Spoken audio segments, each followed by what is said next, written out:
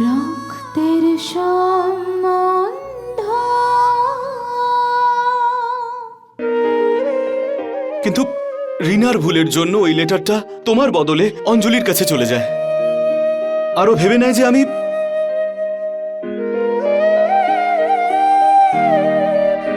কিন্তু সত্যি শুধুমাত্র এটাই সন্ধ্যা যে আমি শুধু তোমাকেই ভালোবাসি, আর বিয়ে করলে আমি তোমাকেই বিয়ে করব।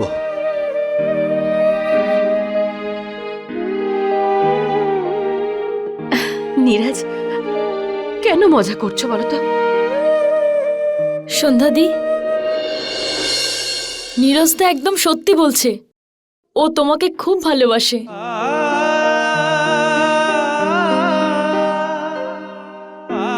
আর ওই দিন ওই চিঠিটা দাদা তোমার জন্যই লিখেছিল, কিন্তু ওটা আমার ভুলের জন্য। রিনা, তুমিও এবার মজা করছো? আমি জানি তোমরা সবাই মিলে আমার সাথে মজা করছো, তাই না? না সন্ধ্যা, এখানে কেউ মজা করছে না। নীরজ সত্যি সত্যি তোমাকে ভালোবাসে। ঠাম্মা, আপনিও এদের সাথে মিলে আমার সাথে মজা করছেন? আমি তো আপনাকে বলেছিলাম না, নীরজ শুধু আমার ভালো বন্ধু হয়। বন্ধুত্ব ছাড়া আমাদের মধ্যে আর কিচ্ছু নেই।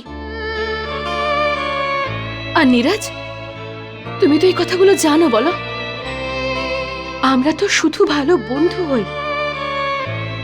আমি কখনো তোমাকে সেভাবে দেখিনি।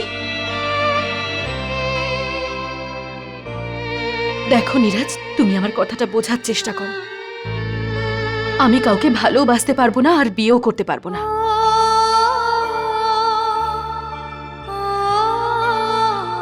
সেজন্য প্লিজ তোমার মন আর মাথা থেকে আমার জন্য এইসব চিন্তা বের করে দাও। আর তুমি কেন আমার সাথে জড়িয়ে নিজের জীবনটা নষ্ট করতে চাইছো? অঞ্জলি তো খুব ভালো একটা মেয়ে, তোমাকে ভালোও তো বাসে। তুমি ওর সাথে খুব ভালো থাকবে।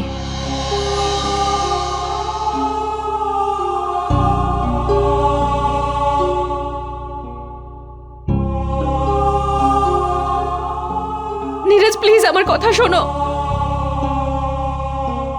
যখন তুই নিজের থেকে ওকে যেতে দিলি, তাহলে আবার কেন ফিরে ডাকছিস?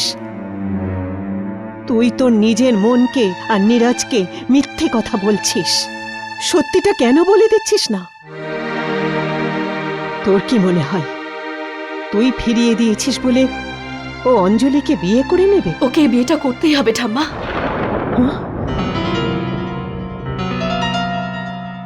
ঠাম্মা, অঞ্জলির বাবা অনেক বড় একজন বিজনেসম্যান।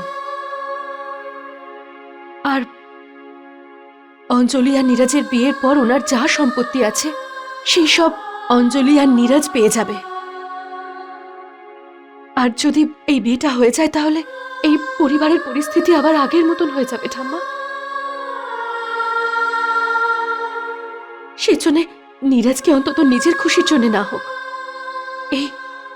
এই পরিবারের খুশির জন্য এই বিয়েটা করতেই হবে। রিনা, অমল, তোমাদের দুজনকে তোমাদের দাদাকে বোঝাতেই হবে। এই বিয়েটাকে সম্ভব করতে হবে। ঠাম্মা দেখো, তোমাকেও নীরজকে বোঝাতে হবে। আর ওই চিঠিটার কথা তুমি কাউকে কখনো বলবে না। তোমাকে আমার দিব্যি রইল, তুমি কিন্তু কাউকে কিচ্ছু বলবে না। কিন্তু সন্ধ্যাদি, আমরা কিছু যদি নাও বলে থাকি, নীরজ তা সবাইকে সবকিছু বলে দেবে। না, নীরজও কাউকে কিচ্ছু বলবে না। আমি কথা বলবো ওর সাথে।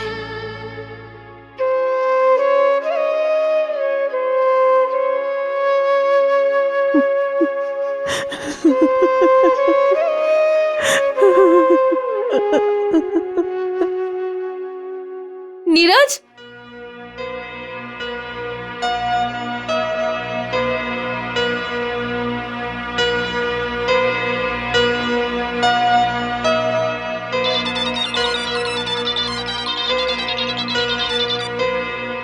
হ্যালো, কোথায় আছো তুমি? সন্ধ্যা, আমি দাদুর কাছে যাচ্ছি।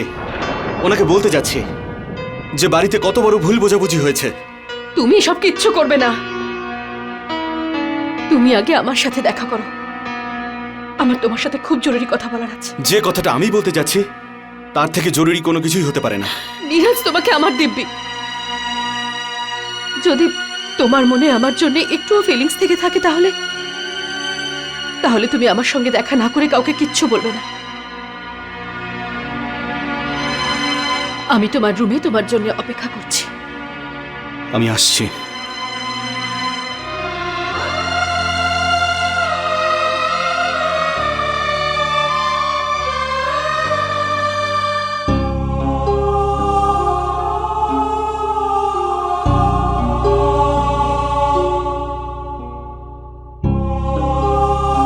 বলো সন্ধ্যা, তুমি কি জরুরি কথা বলার জন্য আমায় ডেকেছো?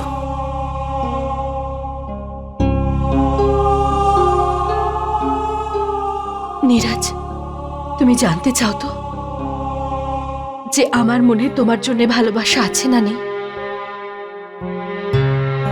তাহলে শোনো, আমিও তোমাকে ভীষণ ভালোবাসি।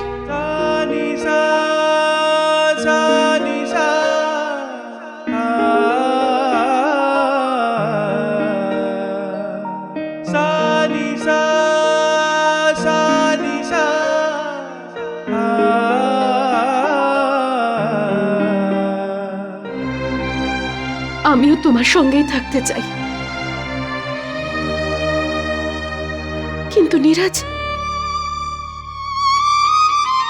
ভাগ্য না আমাদের ভালোবাসাটাকে মেনে নিতে পারছে না আমাদের একসাথে থাকাটা। আমার ভাগ্যে তো কখনো কখনো ভালোবাসার লেখাই ছিল না। যখন বিয়ে হলো তখন ভালোবাসাই পেলাম না, আর যে আমাকে ভালোবাসতো তার সাথে বিয়েই হলো না। কিন্তু সন্ধ্যা, আমি তোমাকে বিয়ে করতে চাই। তোমাকে আমি সেই ভালোবাসা দিতে চাই যে ভালোবাসা তুমি কোনোদিনও পাওনি। আমাদের চাওয়াতে কি যায় আসে নীরাজ? সেটাই তো হবে যেটা ঈশ্বর চাইছেন। কিন্তু ঈশ্বর তো কখনো চাননি যে আমাদের বিয়ে হোক।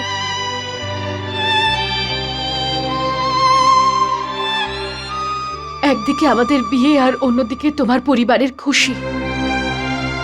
এটা তুমি কি বলছো সন্ধ্যা? হ্যাঁ নীরাজ,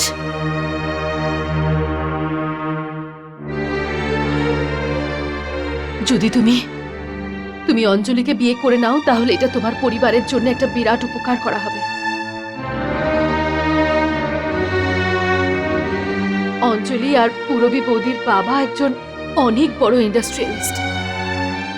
যদি তুমি অঞ্জলিকে বিয়ে করে নাও তাহলে এই পরিবারের পরিস্থিতি ভালো হয়ে যাবে। এই বাড়ির হারিয়ে যাওয়া আনন্দ ফিরে আসবে। দাদু অনেক আশা করে আছেন এই সম্পর্কটা নিয়ে। নীরাজ, তুমি এই কথাটা তো মানো যে তোমার বাবা তোমার দাদুর বিরুদ্ধে গিয়ে তোমার মাকে বিয়ে করেছিলেন, আর একা উনি ছিলেন যিনি দাদুর এই বিজনেসটাকে এগিয়ে নিয়ে যেতে পারতেন। আজ সেই সুযোগ তোমার কাছে আছে নীরাজ। যা তোমার বাবা করতে পারেননি সেটা তুমি করে দেখাও। তুমি তোমার দাদুর ইচ্ছে বিয়েটা করে নাও আর ওনাকে ওনার বিজনেসের সবকিছু ফিরিয়ে দাও। আজ তোমার পুরো পরিবারের খুশি তোমার হাতে আছে। এই বিয়েটা করতে মানা করো না তুমি। না সন্ধ্যা, আমি অঞ্জলিকে কিভাবে বিয়ে করতে পারি? সন্ধ্যা, আমি তোমাকে ভালোবাসি। তোমাকে সেই ভালোবাসার দিব্যি নীরাজ, তোমাকে আজ সেই ভালোবাসার দিব্যি দিয়ে বলছি, তোমাকে অঞ্জলিকে বিয়ে করতেই হবে। আর তারপর ও তো তোমাকে ভালোবাসে, ও তোমাকে খুব ভালো রাখবে দেখো। আর আমার ভালোবাসা, আমার খুশি, সেটার কি হবে সন্ধ্যা? ভালোবাসার মানে শুধু পাওয়া নয় নীরাজ। ভালোবাসা হলো অন্যের খুশির মধ্যে নিজের খুশিটা খুঁজে নেওয়া।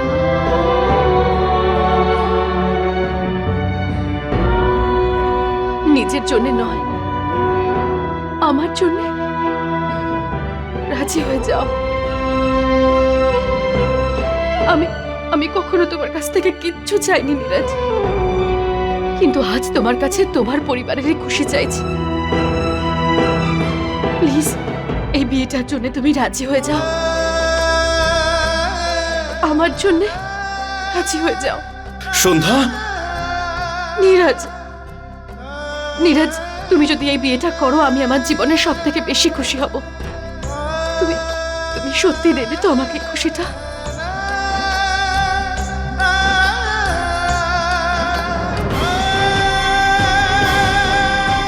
আমি তোমার কাছে হাত জোড় করছি নীরজ, এই এই বিয়েটা করতে তুমি রাজি হয়ে যাও।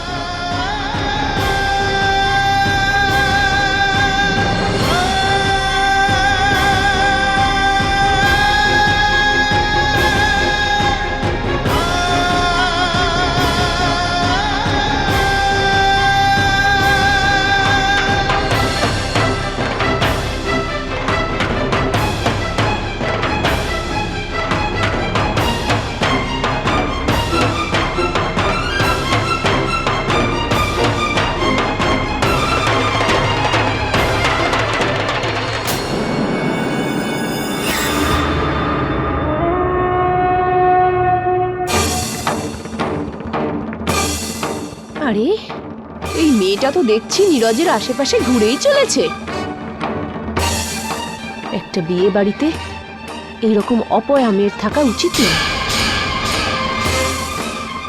এবার তো দেখছি আমাকে কিছু একটা করতে হবে। হরে কৃষ্ণ, হরে কৃষ্ণ।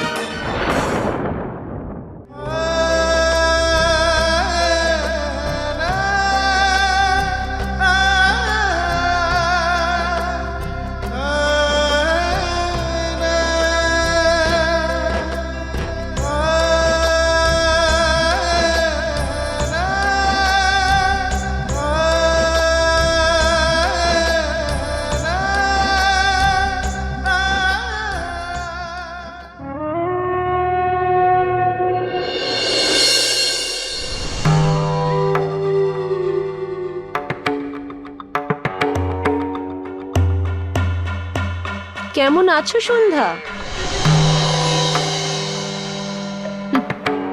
আরে পিসিমা, আপনি আসুন না।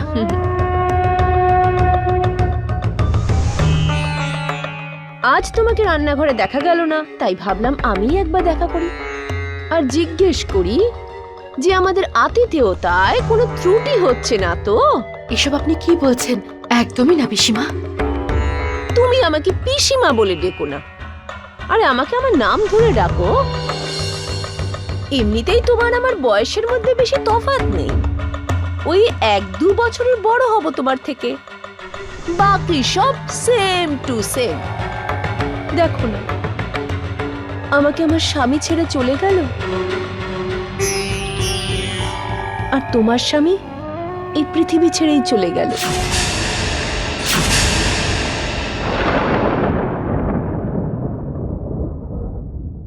আপনার কোনো কাজ ছিল আমার সাথে? কাজ? হরে কৃষ্ণ, হরে কৃষ্ণ। আমাদের বাড়িতে অতিথিদের দিয়ে কাজ করানো হয় না। আরে অতিথি তো ঈশ্বর তুল্য হয়। হ্যাঁ, কিছু অতিথি আছে যারা নিজেদেরকে ঈশ্বর প্রমাণ করার জন্য বাড়িতেই থেকে যায়, তখন কারোর কি করার থাকে। আসলে তুমি কিছু ভেবেছো যে কবে তুমি এই বাড়ি ছাড়ছো? যদি তুমি চাও তাহলে আর কিছুদিন এই বাড়িতে থাকতে পারো। তুমি তো নীরজের সঙ্গে এই বাড়িতে এসেছিলে কারণ ও যাতে এই বাড়িতে নিজেকে একদম একলা না মনে করে, কিন্তু এখন তো নীরজ সবার সঙ্গে মিলেমিশেই গেছে। আর সব থেকে গুরুত্বপূর্ণ কথা, ওর বিয়ে হতে চলেছে। এটা তো তুমি নিশ্চয়ই জানো, তাই না? আমি জানি খবরটা, আর এই খবরটা পেয়ে আমি খুব খুশি হয়েছি। হ্যাঁ, সেটা তো তোমার চেহারা দেখেই পরিষ্কার বোঝা যাচ্ছে। দেখো বোন, খারাপ ভাবে নিও না, স্পষ্টবাদী আমি, কিন্তু মনের দিক থেকে খুব ভালো। না, আমার খারাপ লাগছে না। আমি এখানে এসেছি সত্যি অনেক দিন হয়ে গেছে। আরে তুমি তো সত্যিই রেগে গেলে। না, এরকম কিছু নয়। এবার আমার সত্যি এখান থেকে চলে যাওয়া উচিত। ঠিক আছে, এখন যখন তুমি মনস্থির করেই ফেলেছো, তাহলে আর কে আটকাবে তোমাকে? যদি কোনো ভুল ত্রুটি হয়ে থাকে না, তাহলে ক্ষমা করে দিও। আর হ্যাঁ, যাওয়ার আগে বলে অবশ্যই যেও, ঠিক আছে? হরে কৃষ্ণ।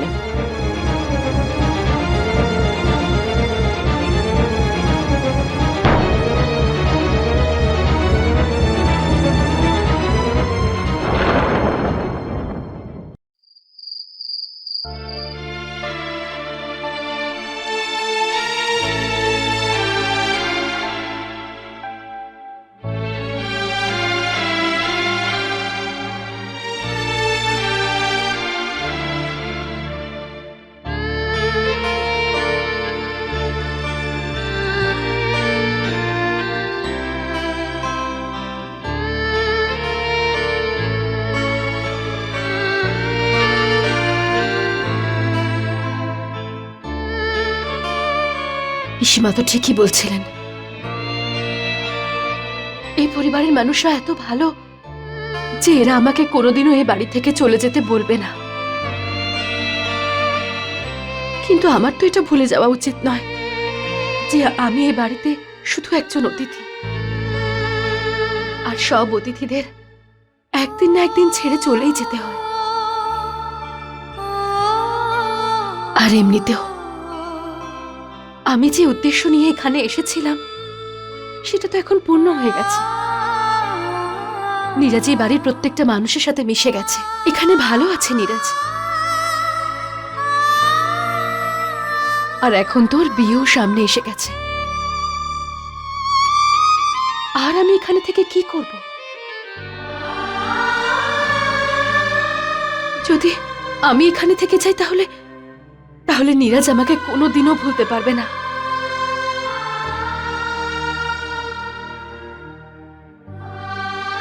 আমার জন্য এটাই ভালো হবে।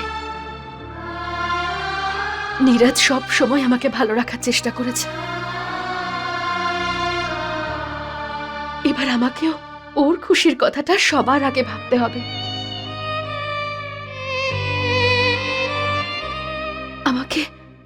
আমাকে ওর জীবন থেকে অনেক দূরে চলে যেতে হবে, অনেক দূরে চলে যেতে হবে। কি নীরজ অঞ্জলিকে বিয়ে করতে রাজি হয়ে গেছে? হ্যাঁ ঠাম্মা, কিন্তু জানি না কি করি। আমার মনে হয়েছিল দাদা এই বিয়েতে কখনোই রাজি হবে না, কিন্তু দাদা রাজি হয়ে গেছে। কিন্তু কে জানে সন্ধ্যা গিয়ে ওকে এমন কি বলেছে যাতে ওই বিয়েতে রাজি হয়ে গেল। কিন্তু ঠাকুমা, এই বিয়েতে দাদা একটুও খুশি হবে না। যখন ওখানে সবাই মিলে দাদার বিয়ের কথা বলছিল, তখন দাদা একদম মনমরা হয়ে বসেছিল। দাদা এই বিয়েতে একদম খুশি নয় ঠাকুমা। এই বিয়েতে কি করে খুশি হবে? ও ভালোবাসে সন্ধ্যাকে, আর বিয়ে অঞ্জলিকে করতে যাচ্ছে।